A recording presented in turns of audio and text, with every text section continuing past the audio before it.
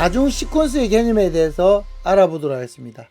다중 시퀀스 개념이란 하나의 시퀀스를 소스로 활용해서 또 쓰는 개념을 얘기하는 겁니다. 그러기 위해서는 시퀀스가 두 개가 있어야 되겠죠. 기본적으로 만들어진 시퀀스는 있습니다.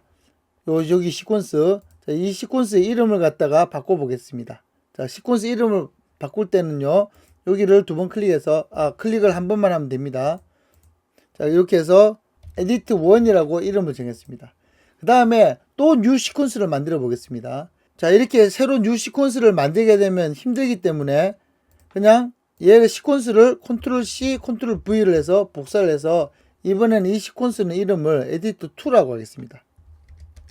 자, 그렇게 되면 edit 2, 자, edit 1과 edit 2가 있습니다. 이렇게 1, 2 두 개가 탭 방식으로 이렇게 열린 걸 볼 수가 있습니다. 자, edit 1, edit 2 이와 같이 탭 방식으로 열렸습니다. 여기서 X표를 누른다고 해서 꺼진 게 아니고요. 여기에 그대로 있다면 언제라도 두 번 클릭해서 그 시퀀스 창을 열 수가 있습니다. 자, 그러면 시퀀스 1에서 아까 작업했던 것들 여러 가지를 한번 작업해 보겠습니다. 자, 스파이더맨 유니버스부터 여러 가지 작업들을 지금 복잡하게 했습니다. 자, 이렇게 하면은 요거는 이렇게 세 개가 다 움직이게 만든 복잡한 컷이 나왔습니다. 여기서 디졸브도 주고요. 여러 가지 움직이는데 복잡하게 하나의 소스를 만들었습니다. 현재 10초짜리 소스를 만들었는데요. 이와 같이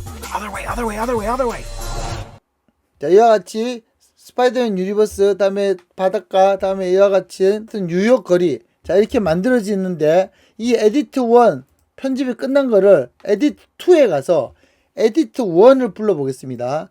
에디트 1을 클릭을 해서 에디트 2로 가지고 왔습니다. 자, 그러면 이거는 에디트 2입니다. 에디트 2 안에 에디트 1이 들어온 거예요. 그럼 아까 편집한 게 그대로 살아 있습니다. 보시다시피. 자, 그대로 살아 있는데 이것을 소스이기 때문에 한 번 더 쓸 수 있겠죠. 그러면 얘를 갖다가 컨트롤 C, 컨트롤 V. 자, 이렇게 하면은 똑같은 거를 여기서 한번 쓰고 또 한번 쓸 수 있다는 겁니다. 에디트 1에서 편집을 한 번만 했어요. 자, 그럼 이걸 더 빠르게 해볼까요? 더 복잡하게. 자, 이런 식으로 해서 굉장히 빨리 변하게 했습니다. 그럼 이 녀석을 더 여러 번 더 반복하고 싶다. 그러면 요거를 선택해서 요걸 또 뒤에 갖다 붙이고 컨트롤 V, 컨트롤 V, 컨트롤 V, 컨트롤 V 이런 식으로 갖다 붙일 수도 있겠지만 처음에 편집한 거 이 에디트 1, 자, 지금처럼 아까 제가 뒤에 시간을 줄였더니 여기에 체크 표시가 나왔죠. 이거는 뒤에 사라졌다는 거예요. 자, 그래서 사라진 것을 그대로 이렇게 반영을 했고 다시 뒤로 당기면 이 이상 더 늘어나지 않습니다. 자, 이거는 지금 에러가 난 거죠. 자, 이런 식으로 이렇게 마치 이렇게 복잡한 이것이 하나로 이렇게 보이게 되는 거죠. 지금은 세 개지만 얘가 만일에 더 복잡한 형태다. 그래도 여기서는 어차피 깔끔하게 이렇게 하나로 보이게 됩니다. 하나로. 그래서 시퀀스 안에 시퀀스가 또 다른 편집의 역할을 하는 중요한 방법이 되기도 합니다. 자, 이거 외에도 이걸 그룹으로 묶기도 하는데요. 어떤 사람들은 그룹으로 묶으면 편집이 다 보이게 되고요. 시퀀스로 묶어버리게 되면 완전히 그냥 딱 깔끔하게 하나로 딱 보이게 되는 거죠. 그래서 복잡한 게 안 보여도 좋다는 거죠. 이런 식으로. 자, 그런데 만약 아까 그룹은 어떻게 다르냐면요. 설명드렸지만 예를 들어서 얘를 갖다가 하나 더 만들어서 뒤에다가 놓고 앞에도 놓고 이렇게 하려고 한다. 자, 그러면 이렇게 복잡한 형태가 됐는데요. 얘를 갖다가 전체를 다 묶어서 그룹을 만들게 되면 그룹은 그냥 그룹이 됐어요. 오른쪽 클릭해서 방금 그룹을 했는데요. 그룹은 하나만 클릭하면 다 같이 움직이는 겁니다. 말 그대로 그룹이 된 거예요. 그러면 이 그룹은 그 안에 정확히 어떠한 소스가 어떻게 배치되는지가 다 보이게 됩니다. 하지만 시퀀스로 묶게 되면 이거는 그룹하고 결과적으로 똑같죠. 결과적으로 그룹하고 똑같지만 얘는 깔끔하게 그냥 하나로 보이는 거예요. 그래서 굳이 복잡할 필요 없다. 하나로 보여도 된다 이러면 시퀀스로 묶는 게 제일 좋습니다. 자, 그러면 이걸 어떻게 시퀀스로 묶느냐? 자, 지금은 그룹으로 된 걸 풀겠습니다. 언그룹 한 다음에 선택을 하고 시퀀스로 묶는 건 뭐냐면요. 메이크 시퀀스. 그러면 시퀀스로 묶여버렸습니다. 그러면서 이름이 그냥 서브라고 묶여버렸어요. 자, 이 녀석은 여기에 지금 들어가 보면 압니다. 여기 가보면 시퀀스로 묶였고요. 이렇게 가지고 되는 거죠. 기본 거는 그대로 있는 상태에서 그냥 이렇게 시퀀스로 묶이게 된 겁니다.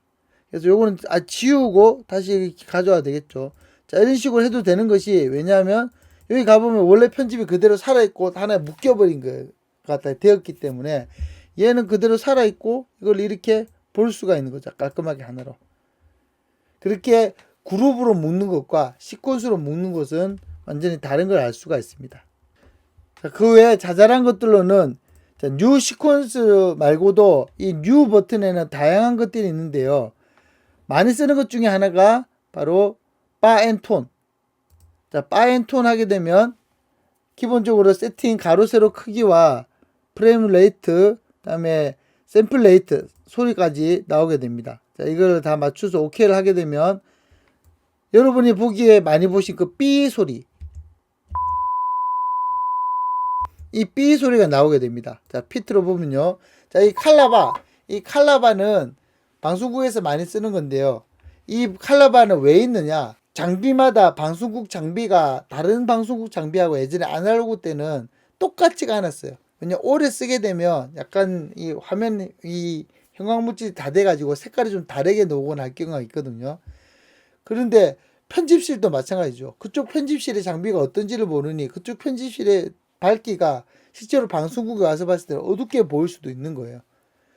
이 영상 장비의 특성이 작업이 끝나서 실제로 방송국을 통해서 송출이 나가기 시작하면 각 집집마다 보는 방송의 그 퀄리티가 다 다릅니다. 아무리 디지털이 된다고 할지라도 일단 사이즈가 다르죠. 그리고 이 패널 상태에 따라서 색깔이 다릅니다.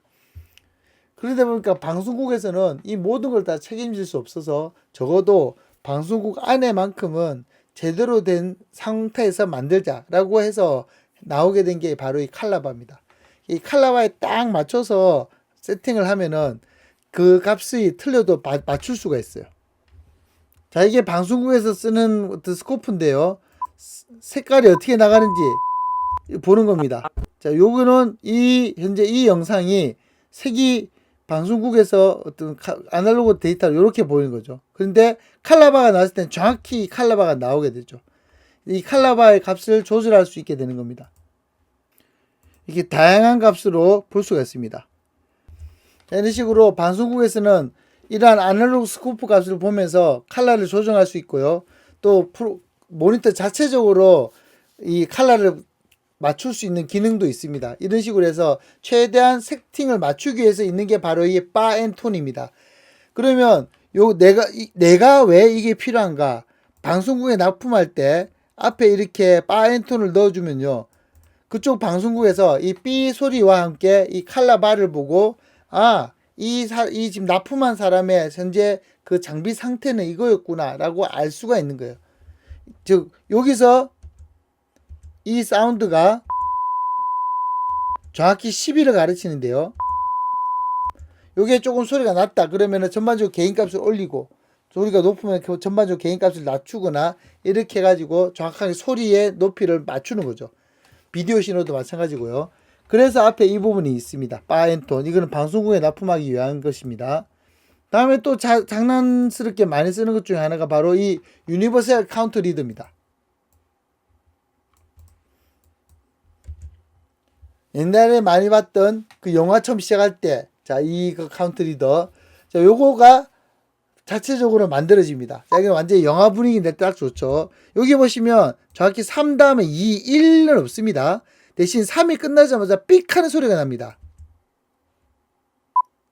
그 다음에 2, 1, 다음에 원래 영상이 제로로 해서 나가지게 되는 거죠. 자, 이 영상이 이같이 2, 1, 0 이렇게 영상이 나가게 되는 겁니다. 그래서 3초째에서 3초가 끝날 때 삑 소리가 있습니다. 이게 쉽게 말해 레디 고인 거죠. 그래서 딱 나가고 앞에 2초 동안의 시간을 두는 이유는 그 사이에 다른 거 준비하라는 그런 뜻입니다. 그래서 거기는 다른 어떤 그림도 안 들어가고 오히려 블랙 암전이 들어가게 되는 거죠. 이 유니버셜 카운트 리드는 뉴 버튼을 누르는 순간 약간 만들 수 있는 여지도 줍니다. 지금 색깔이 이렇게 돼 있는데요. 이 색깔을 빨간색으로 바꿀 수도 있어요. 자, 그럼 이렇게 빨간색으로도 바꿀 수 있고, 백그라운드 컬러는 파란색으로도 바꿀 수 있습니다.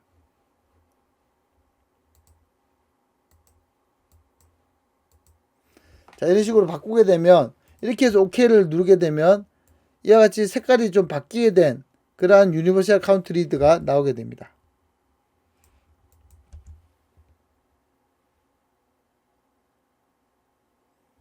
이와 같이 재미있는 유니버셜 카운트 리드도 만들 수 있습니다. 또 새로운 기능 중에 보면 컬러 매트, 이거는 원하는 색깔, 예를 들어 빨간색 하나를 만들어내고 싶다. 그러면 빨간색 컬러 매트가 만들어져서 굳이 빨간색 종이를 만들어 가지고 포토샵에서 세이브해서 그걸 다시 그림으로 가져오고 이럴 필요 없이 이런 간단한 것은 프리미어 자체적으로 만들어낼 수 있다도 볼 수 있습니다. 자, 안 쓰는 것들은 지우겠습니다. 자, 위에 있는 거 보는 메뉴는 이와 같이 바꿀 수 있다고 했죠. 자, 이까지만 알게 되면 어느 정도 프리미어의 기능을 좀 익혔다고 볼 수 있습니다. 그래서 좀 작업할 수 있을 거예요. 저는 여러분들이 한번 여러 가지 영상들을 그냥 인터넷에서 특히 유튜브 자료 중에 보면 좀 멋진 영상들 그냥 다운받기 쉽습니다. 요즘 다운받는 그런 웹사이트나 프로그램들이 많이 있죠. 제가 추천하는 프로그램은요, 4K 다운로드라고 합니다. 자, 4K 비디오 다운로드라고 인터넷 검색해보면 워낙 많이 쓰이기 때문에 나옵니다. 이게 유튜브 자료를 다운받기에 가장 좋습니다. 그러니까 유튜브 자료를 링크를 하나 찾아서 그대로 붙여넣기만 하면 각 사이즈별로 다 다운을 받을 수 있습니다. 그래서 저는 1280, 720을 주로 많이 다운받는데요. 좀 더 욕심을 부리자면 1920, 1080 풀 HD 사이즈의 영상도 다운받을 수 있겠죠. 그래서 이 4K 비디오 다운로드를 프리웨어로 아주 도네이션을 받긴 하지만 기본적으로 프리웨어로 쓰는 것도 별로 기능 제약이 많이 없어요. 거의 모든 기능을 다 쓸 수 있습니다. 연속해서 다운받는 거면 안 되는데, 그래서 다운받아서 써보시고 괜찮으면 찬조 도네이션 하면 되겠죠. 그죠? 지원. 그래서 이렇게 해서 유튜브에서 필요한 영상 자료들을 다운을 받으십시오. 그래서 여러분이 프리미어 설치하셔서 프리미어에서 이렇게 영상을 좀 편집해 보면서 프리미어를 좀 익혀보기 바랍니다.